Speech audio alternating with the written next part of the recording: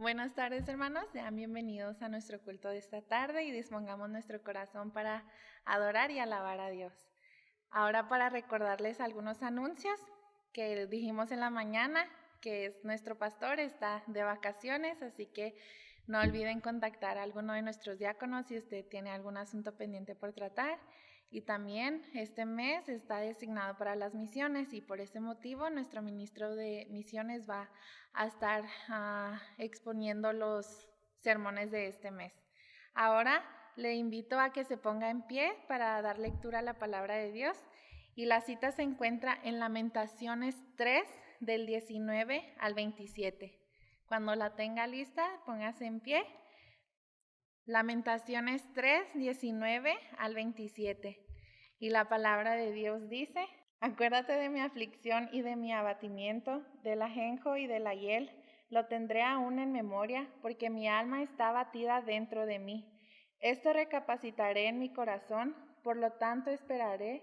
Por la misericordia de Jehová no hemos sido consumidos, porque nunca decayeron sus misericordias. Nuevas son cada mañana, grande es tu fidelidad. Mi porción es Jehová, dijo mi alma, por tanto en él esperé. Bueno es Jehová a los que en él esperan, al alma que le busca. Bueno es esperar en silencio la salvación de Jehová. Bueno le es al hombre llevar el yugo desde su juventud. Pueden tomar sus lugares y vamos a orar. Gracias, Señor, porque nos has tenido con bien hasta este momento. Y ahora te pedimos para que tú hables a nuestros corazones en esta tarde, que tú abras nuestro entendimiento, Señor, y si hay algún pensamiento que no te agrada, que tú lo quites para que podamos escuchar tu voz, Señor, y te pedimos para que tú sigas estando con nosotros y nos sigas cuidando como hasta hoy. En Cristo Jesús, amén. Ahora vamos a ponernos en pie para entonar un canto dirigido por nuestro hermano Edgar Sánchez.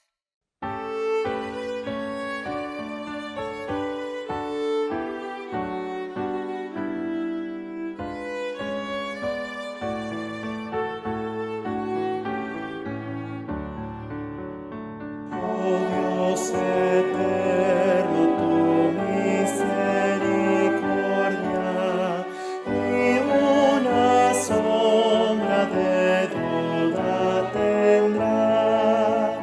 Tu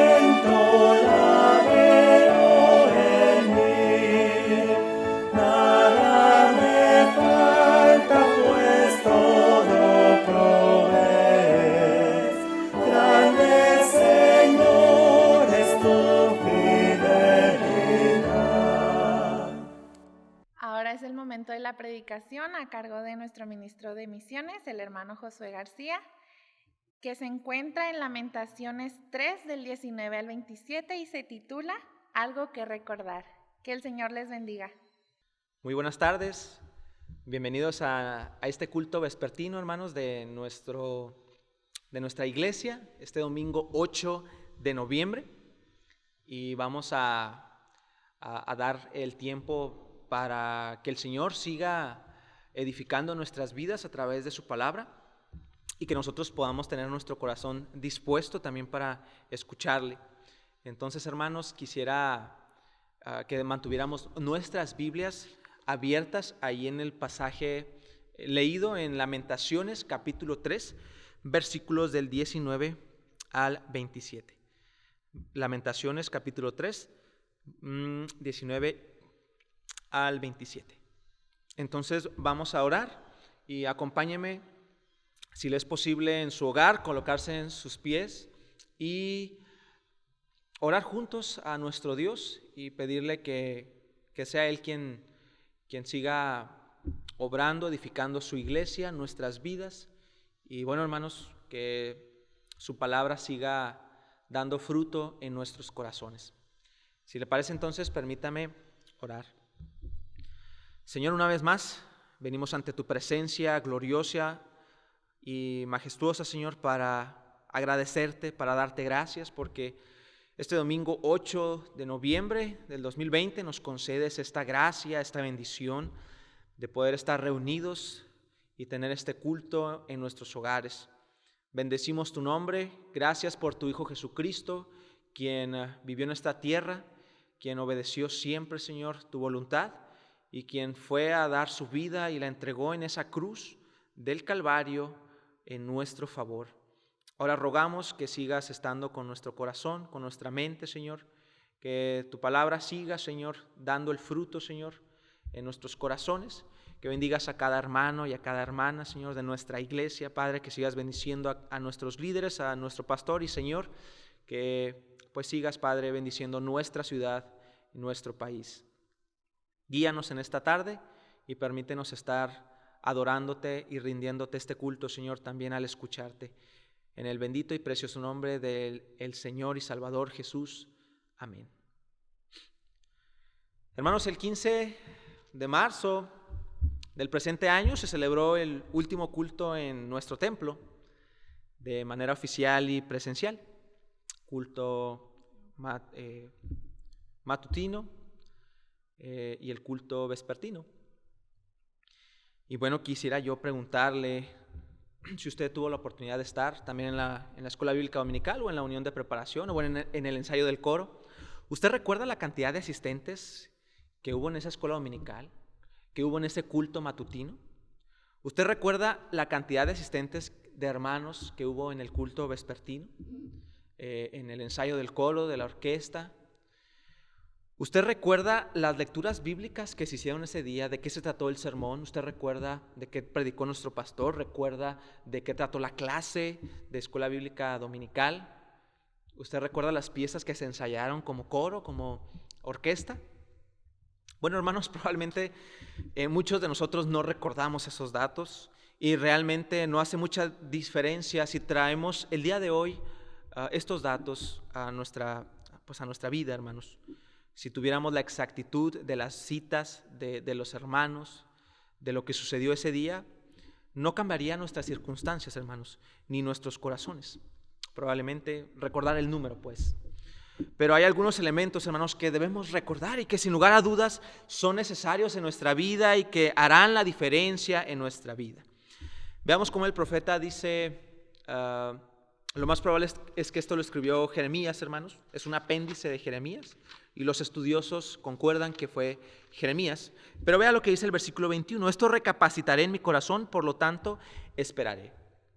Cuando vemos esta frase, hermanos, parece que el profeta dice, hay algo que traigo a mi memoria, está diciendo recapacitaré, traeré a mi memoria esto, y dice por lo tanto esperaré, o sea, y me va a dar esperanza. El profeta está diciendo, hay algo que voy a traer el día de hoy a mi memoria y me va a dar esperanza, hermanos. Así como Jeremías, en tiempos de catástrofe es necesario recordar el carácter de Dios. En tiempos de dolor es necesario, hermanos, traer a la memoria cómo es Dios. En tiempos de coronavirus es vital que recordemos las perfecciones de Dios. En tiempos de pérdidas familiares es indispensable que tengamos presente la persona de Dios, lo cual nos va a dar una esperanza real en medio de la catástrofe. ¿Qué traía a la memoria el profeta Jeremías? Vamos a meditar en la primera cosa. Él decía, el amor de Dios no se consume. La primera cosa es, el amor de Dios no se consume. Hermanos, dice el versículo 22, la parte A, por la misericordia de Jehová no hemos sido consumidos. Por la misericordia de Jehová no hemos sido consumidos. Pero, ¿qué estamos recordando aquí, hermanos? Que el amor de Dios no se consume. ¿Por qué? Porque, hermanos, cuando vemos la palabra misericordia en el original hebreo es Hesed, y se puede traducir como amor, un amor de pacto. Dios hizo un pacto y entonces Él cumple lo que dice en ese pacto, un amor pactual. Entonces, hermanos, dice, por las misericordias de Jehová no hemos sido consumidos. El verbo es consumirse. Entonces tenemos dos posibilidades: aplicarle el verbo consumirse, ¿a quién? A nosotros o al amor de Dios. Y las dos son probables en la gramática hebrea, en el original hebreo. Entonces, hermanos, por el contexto, cuando leemos Lamentaciones, puede ser que Jeremías lo que está expresando es eso, que como la misericordia de Jehová con nosotros, el amor de Dios con nosotros no se ha consumido. Y es lo que Él está trayendo a su memoria, hermanos, que el amor de Dios, hermanos, el amor pactual, este amor que estamos viendo, no, para nosotros no se ha acabado, no se ha agotado, no se ha consumido. De nuevo tenemos que ver, hermanos, que Lamentaciones es un libro, es un apéndice de Jeremías, hermanos, que nos narra 5 lamentos fúnebres, hermanos. Vino una catástrofe, nos narra cómo quedó la ciudad, hermanos, asolada después de que el ejército babilonio, por la permisión divina, hermanos, destruyera la ciudad, destruyera Jerusalén en el año 586 después de Cristo y llevase cautivos, hermanos, a muchos del pueblo, hermanos. Realmente Lamentaciones puede tener el siguiente título: el pecado, cuando el pecado nos alcanza. Dios le dijo al pueblo, también a través de Jeremías, que predicó por 40 años, arrepiéntanse, vuélvanse a Dios, van a ser llevados como presos, como esclavos a Babilonia, arrepiéntanse, por favor. Y nunca lo hicieron. Y sucedió lo que Dios prometió a través de Jeremías. Y este libro, hermanos, se compone de 5 poemas, hermanos. Son, hermanos, 5 poemas, prácticamente, hermanos, en forma de acróstico todos. Por eso ve usted el versículo 1. El capítulo 1 tiene 22 versículos. ¿Por qué? Porque el alefato hebreo tiene 22 consonantes. Vemos el capítulo 2, 22. Capítulo 3, tenemos 66 versículos. ¿Por qué, hermanos? Versos. ¿Por qué?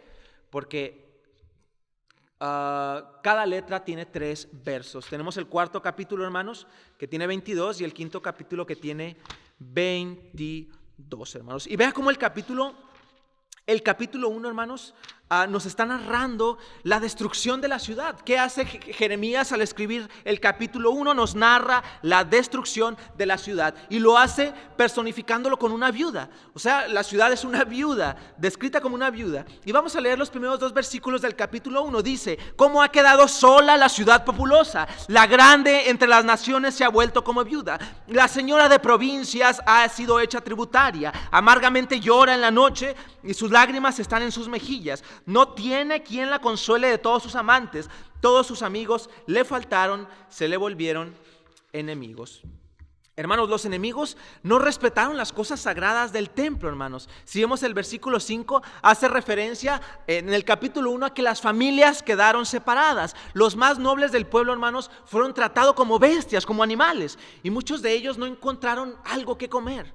Un autor de apellido Crux señala, hermanos, Imagínate ver a tu pueblo de origen sufrir un sitio de 2 años a manos de un ejército brutal. Imagínate ver a la gente que tú amas siendo violada por los soldados enemigos. Imagínate soportar un sufrimiento tan intenso que las madres mataban a sus propios hijos como un acto de misericordia, donde los vivos tenían envidia de los muertos.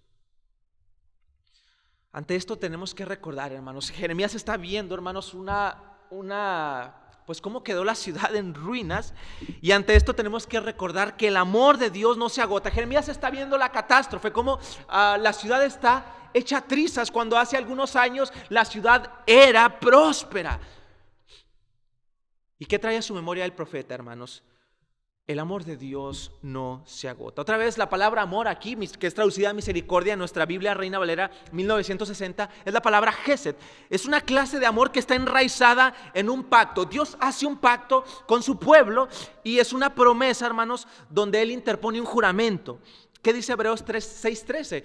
No teniendo a alguien mayor por quien jurar, juró por sí mismo. O sea, el amor de Dios, hermanos, no depende de cómo Él se levanta en las mañanas. No depende de cómo le está yendo en su vida, hermanos. Hablando en un lenguaje humano. Depende de que Dios decidió amarnos. Sí, el pueblo de Dios éramos odiosos, hermanos. Éramos sus propios enemigos, de acuerdo a Romanos 5, hermanos. Pero Él decidió amarnos por su propia gracia, hermanos. Su sola gracia. Entonces aquí podemos ver una analogía, hermanos. El amor no sustenta al matrimonio, sino el pacto. ¿Por qué te quieres divorciar? Es la pregunta más básica cuando la pareja acude y decimos: es que se me acabó el amor. No. El pacto es el que sustenta el matrimonio. Hice una promesa hace algunos años de amarlo o de amarla en la pobreza, en la abundancia, en la salud, en la enfermedad. Yo debo amarla en un sentido porque yo prometí amarla, y ese es el pacto que yo hice. Es un amor pactual, un amor de pacto, que no depende cómo me levanto en la mañana, depende de los votos que hice ese día delante de Dios, delante de la congregación y delante de mi esposo o mi esposa. Al principio de la pandemia hubo un fenómeno en nuestra ciudad, en algunas partes de la ciudad. Se hizo difícil encontrar huevos en las tiendas y supermercados. Antes normalmente entraba a la tienda y agarraba una cartera de huevos o lo que usted ocupara, pero hubo un tiempo en el que se acabaron. Y si usted llegaba a encontrar el producto, lo vendían al doble del precio real y normal.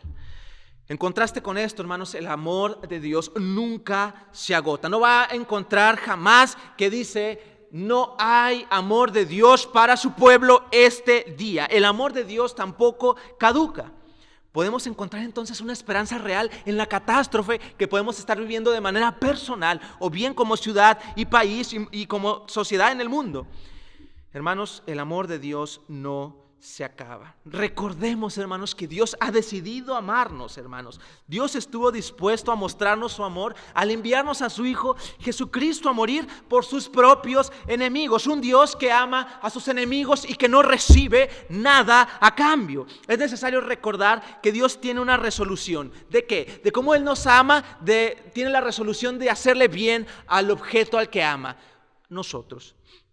Romanos 8:32, recuerda, hermanos, el que no escatimó ni a su propio Hijo, sino que lo entregó por todos nosotros, ¿cómo no nos dará también con Él todas las cosas? Un terapeuta familiar cuenta de un hombre que se propuso adoptar a una adolescente. Uno pondría en duda la lógica de este padre. ¿Por qué razón? Esta adolescente, la muchacha, era destructora, era desobediente, mentirosa, era terrible, hermanos. Un día llegó a la casa después de clases y la saqueó la casa esta muchacha, hermanos, buscando el dinero, empeñó la televisión, hermanos.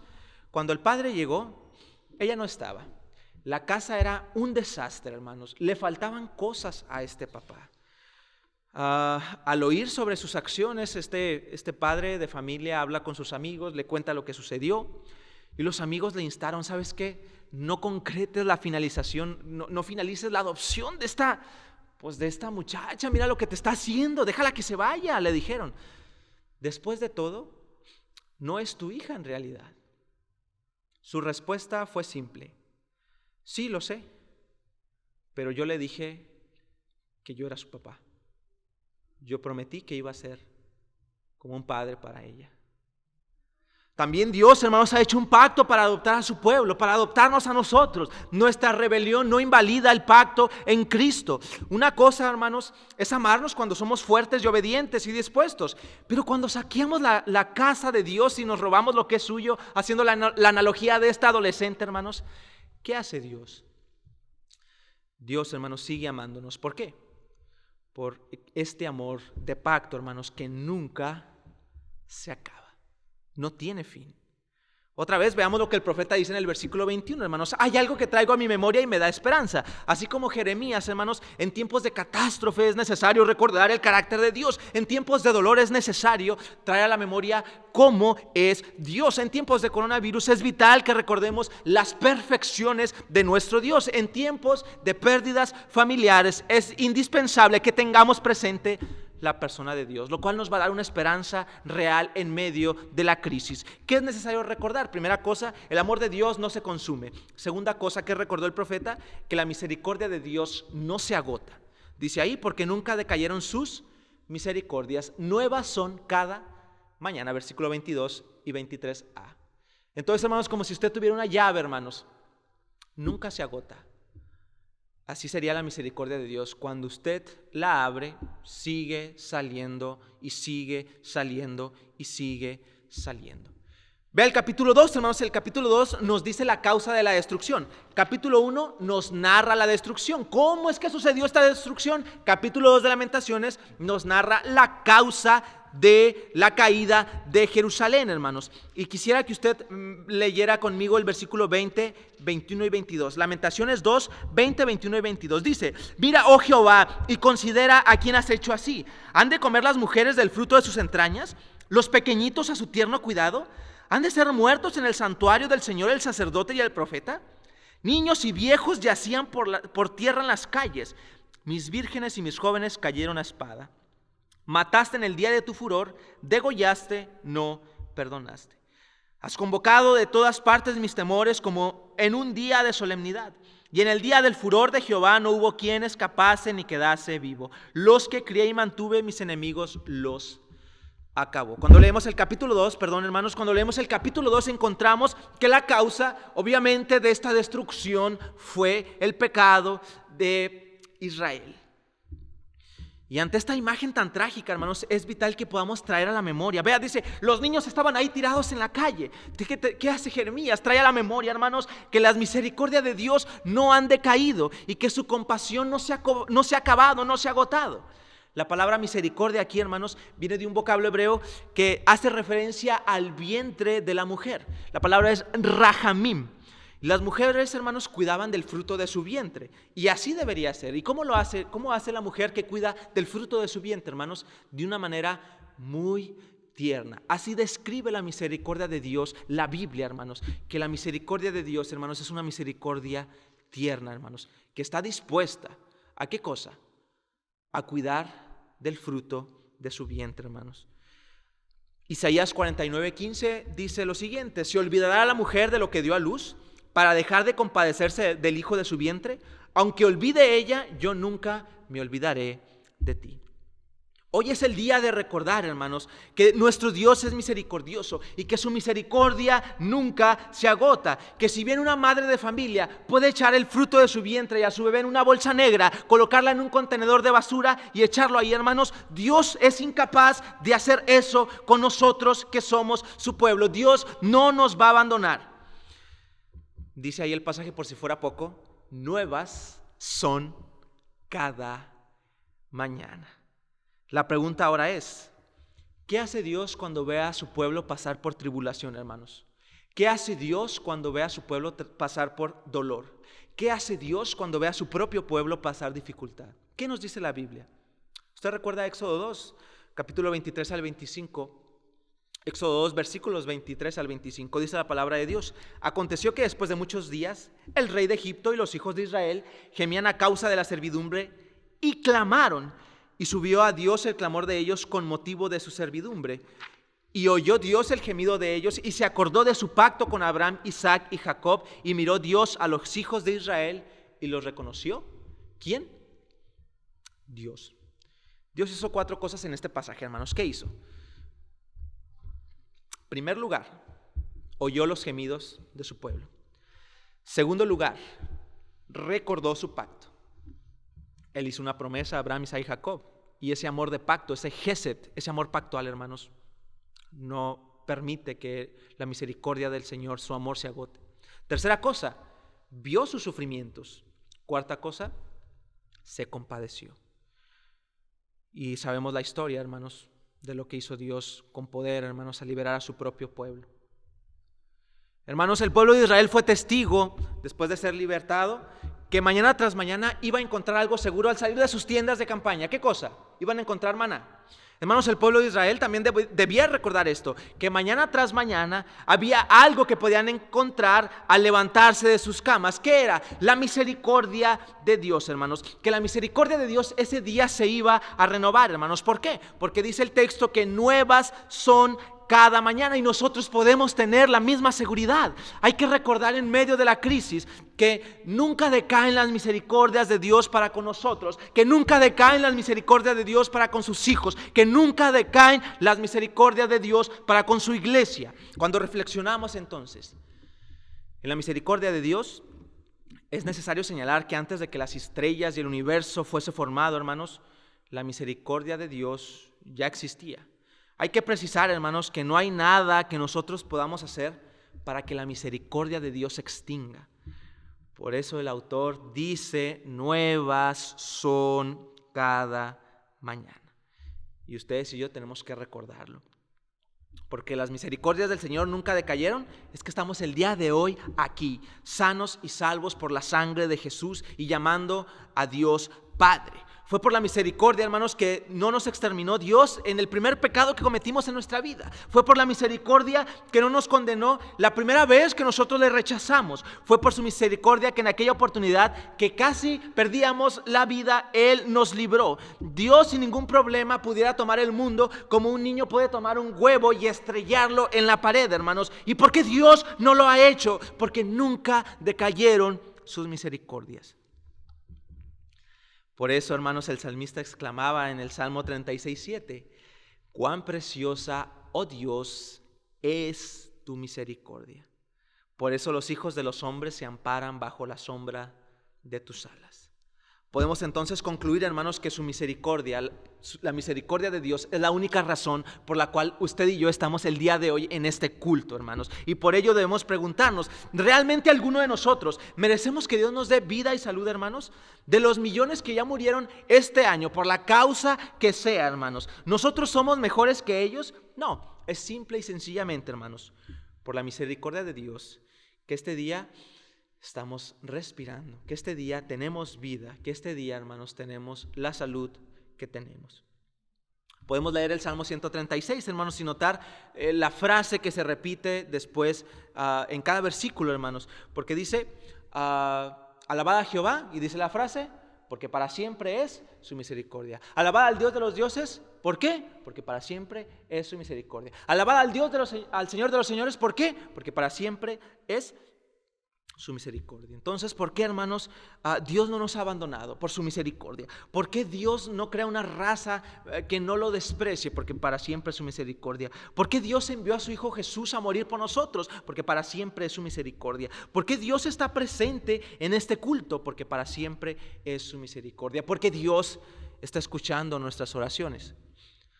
Porque para siempre es su misericordia. Veamos cómo el profeta, hermanos, en el versículo 21 dice, hay algo que traigo a mi memoria y me da esperanza. Así como Jeremías en tiempo de catástrofe, es necesario recordar el carácter de Dios, hermanos. En medio de la crisis, hermanos, es necesario recordar, ¿qué cosa? Que el amor de Dios no se consume, que la misericordia de Dios no se agota. Y la tercera cosa, que la fidelidad de Dios es grande. ¿Qué dice, hermanos, el versículo 23? Dice, grande es tu fidelidad. Hermanos, el capítulo 3 nos recuerda, ya vimos capítulo 1 que nos narra la destrucción, capítulo 2 que nos narra la causa de esta destrucción. Y el capítulo 3, hermanos, nos narra a un hombre sufriendo, un hombre clamando por misericordia, hermanos. Ve el versículo 1, dice: yo soy el hombre que he visto aflicción bajo el látigo de su enojo. Hermanos, Jeremías predicó con pasión, con mucha compasión a un pueblo rebelde. Arrepiéntanse hoy, aún hay esperanza. Y nadie excepto nuestro Señor Jesucristo fue tratado con mayor desprecio que Jeremías. El pueblo no escuchó la voz de Dios. Veamos el versículo 16 del capítulo 3. Dice así: mis dientes quebró con cascajo, me cubrió de ceniza. ¿Quién está hablando aquí, hermanos? Jeremías. Hermanos, los invasores echaban piedras en los alimentos para romper los dientes de los enemigos. Y parece que Jeremías dice: Dios ha hecho eso conmigo. Dios ha colocado piedras en mis alimentos, en mi diente espiritual. Dios ha colocado piedras y me ha roto los dientes. Ante esta imagen tan trágica, hermanos, es vital que nosotros podamos traer a la memoria que la fidelidad de Dios es grande. Por eso es que Jeremías trae a la memoria eso, que el amor de Dios no se agota, hermanos, que su misericordia es para siempre, que su fidelidad es grande. La palabra fidelidad viene del hebreo emuná, que señala a alguien constante y fiel, alguien que es constante, hermanos, y que es fiel, que nada ni nadie puede impedir que él haga lo que él quiere y puede hacer. O bien que Él prometió hacer algo, hermanos, y como Él es fiel, Él lo va a cumplir. Hermanos, Dios es fiel todo el tiempo y en toda circunstancia, aún en la que estamos pasando hoy. Es imposible que Dios se contradiga en algo que haya dicho. Dios no puede negarse a sí mismo. Es más fácil que el día de mañana el mar se seque. Es más fácil que el día de mañana la luna desaparezca, hermanos, a que Dios deje de cumplir lo que Él ha prometido. Entonces no habrá un día en nuestra vida en el que Dios deje de cumplir su promesa. No habrá un día en nuestra vida en el que Dios deje de ser fiel para con nosotros. Deuteronomio 7, capítulo 7, versículo 8 y 9 dice lo siguiente: conoce pues que Jehová tu Dios es Dios, Dios fiel, que guarda el pacto y la misericordia a los que le aman y guardan sus mandamientos hasta 1000 generaciones. Josué, hermanos, exclamó al final de su vida: Dios nunca nos ha fallado ni nos fallará. Lo hizo con estas palabras, hermanos. Si usted busca en su Biblia Josué 23:14, Josué 23:14 dice así: y he aquí que yo estoy para entrar hoy por el camino de toda la tierra. Reconoced pues con todo vuestro corazón y con toda vuestra alma que no ha faltado una palabra de todas las buenas palabras que Jehová vuestro Dios había dicho de vosotros. Todas os han acontecido, no ha faltado ninguna de ellas. Josué les dice: Dios nunca falló a ninguna de sus palabras y no nos fallará. Es necesario recordar que nuestro Dios es fiel. Sí, estamos en una crisis, pero hay que recordar que Dios es fiel y que nunca va a abandonar a sus hijos en momento de prueba o tentación. Aunque así los perciba nuestro ojo espiritual, Dios no nos va a abandonar. Nosotros somos seres cambiantes, hermanos, al grado de que la infidelidad es una marca de nuestra experiencia como seres humanos. Vivimos en una época infiel, hermanos. Una prueba es que el día de hoy nuestra palabra ya no cuenta. Te doy mi palabra. El día de hoy eso no cuenta. Te doy mi palabra de que te voy a pagar los 5,000 pesos que te debo. El día de hoy no vale. No, págamelos. ¿Por qué, hermano? Porque en nuestra palabra pues hemos sido una generación infiel. No cumplimos lo que decimos. Nadie cree la palabra de su prójimo cuando dice: te aseguro que ahí voy a estar. De verdad que sí. La sencilla razón, hermanos, es que esa palabra nunca la cumplimos, o en la mayoría de las veces. Por eso somos una generación infiel. El esposo le dice a su esposa en los votos matrimoniales: prometo cuidarte, prometo amarte, prometo serte fiel hasta que la muerte nos separe. Y lamentablemente, con el paso de los años, tenemos familias destrozadas, desgarradas y una lista de divorcios enormes. ¿Por qué? Por infidelidad. Los cristianos prometemos también, hermanos, amar a Jesús, seguirle y nunca fallarle. Los cristianos solemos decirle al Señor: te prometo, Señor, que nunca voy a fallarte, que voy a servirte. Eso en especial, ¿verdad? El 31 de diciembre o el 1 de enero llega el culto de acción de gracias y Señor, tú sabes que claro que te voy a servir. Y sí, llega 2 de enero y esas palabras se desvanecen. Llega marzo y esas palabras se desvanecen. Nunca cumplimos nuestras palabras, hermanos, y parecemos Pedros, ¿no? Yo nunca te voy a negar. Y en un abrir y cerrar de ojos ya le negamos 20,000 veces al Rey de Reyes. Pero hermanos, 2 de Timoteo 2:13 dice: si nosotros fuéramos infieles, Él permanece fiel. Él no puede negarse a sí mismo.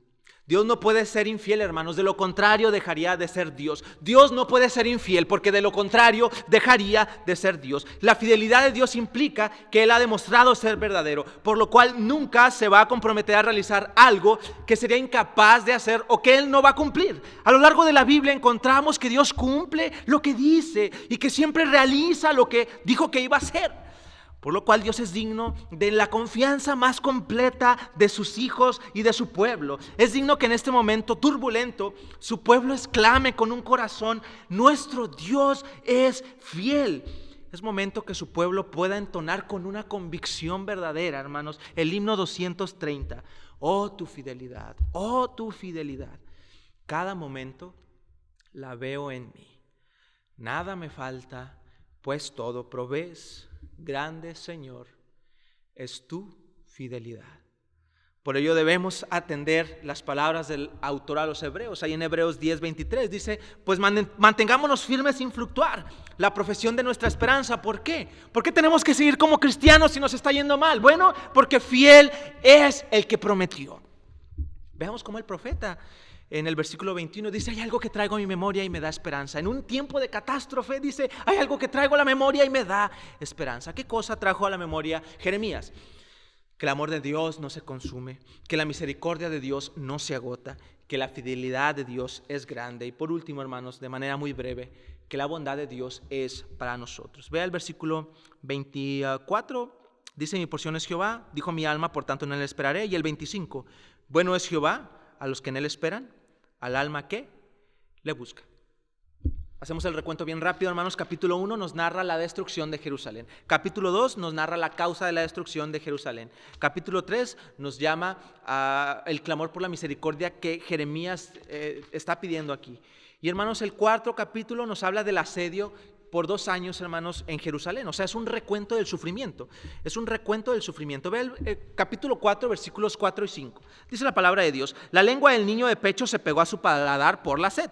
Los pequeñuelos pidieron pan y no hubo quien se lo repartiese. Los que comían delicadamente fueron asolados en las calles. Los que se criaron entre púrpuras se abrazaron a los estercoleros, hermanos, a los botes de basura. Sí, los que eran ricos en ese tiempo, se acabó la riqueza. ¿Dónde está tu estatus social? Se abrazaron a los tambos de basura.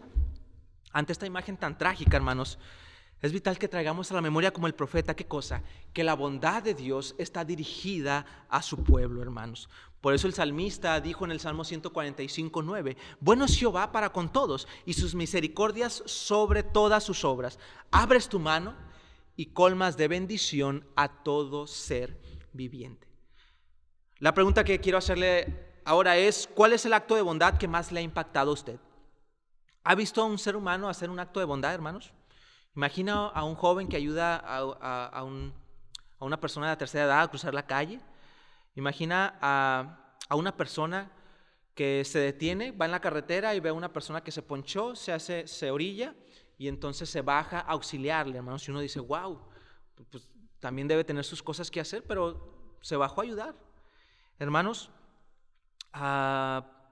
si juntamos todos los actos de bondad, todos los que usted ha hecho, los que su familia ha hecho, los que un hermano ha hecho, lo que todos los cristianos hacemos, hermanos, lo que todas otras personas pueden hacer de bondad, hermanos, si los juntamos todos, si los comparamos con Dios, es como una gota en el océano. Todos los actos bondadosos del mundo es una gota comparada con el océano de la bondad de nuestro Dios.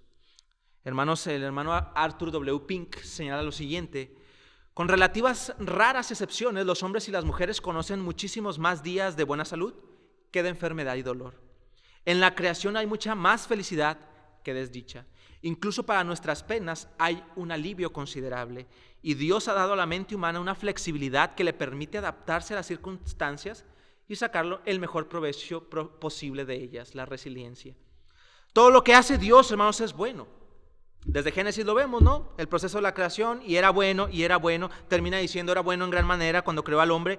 Cuando Dios crea a Eva, era para el bien de Adán, hermanos. Cuando Dios instituye el matrimonio, fue para el bien de la sociedad. Cuando Dios da su ley y sus mandamientos a su pueblo, es precisamente para su bien, porque Él es bueno. ¿Qué revela de Dios el hecho de que tengamos papilas gustativas, hermanos? Poder disfrutar lo salado y lo dulce, hermanos. Sentir placer al comer. ¿Por qué no simplemente fuimos como vacas que comen pasto y se acabó todo? Nuestras papilas gustativas revelan una cosa: Dios es bueno para nosotros, para con nosotros.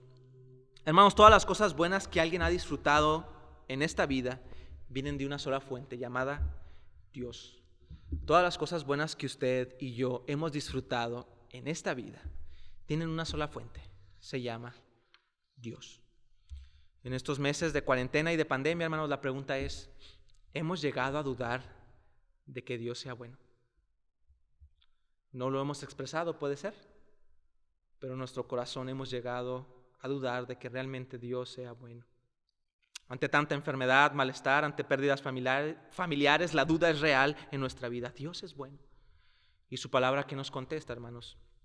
Salmo 25:8 dice: bueno y recto es Jehová. Salmo 34:8 dice: gustad y ved que es bueno Jehová.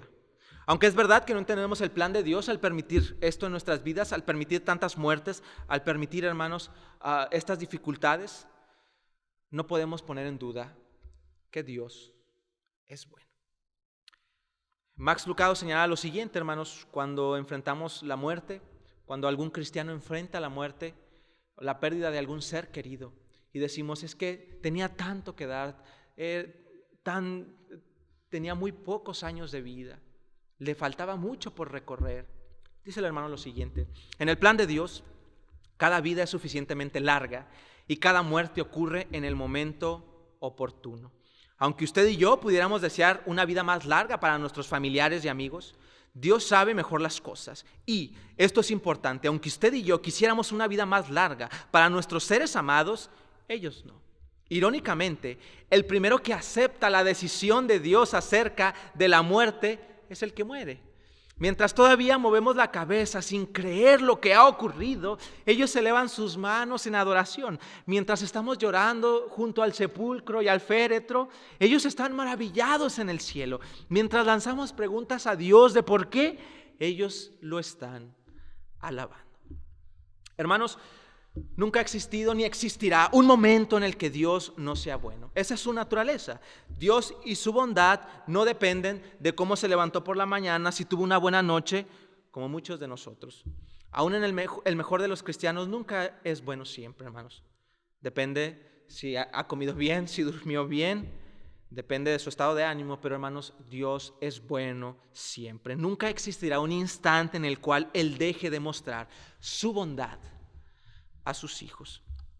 Hermanos, veamos cómo el profeta dijo en el versículo 21: hay que recordar algo, traigo algo a mi memoria y me trae esperanza, hermanos.